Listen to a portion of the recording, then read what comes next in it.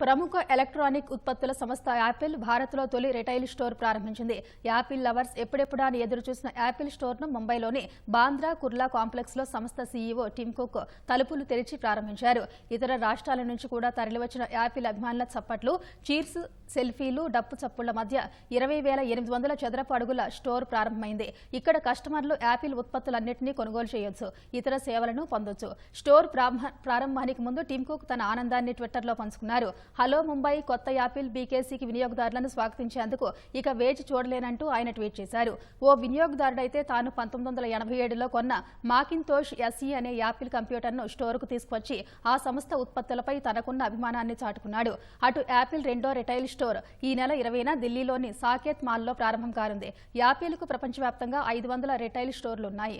భారత్లో విక్రయాలు భారీగా పుంజుకుంటున్న క్రమంలో స్టోర్లను ఇక్కడ ప్రారంభించడం ద్వారా కస్టమర్లను ఆకర్షించేందుకు యాపిల్ ప్రయత్నిస్తోంది.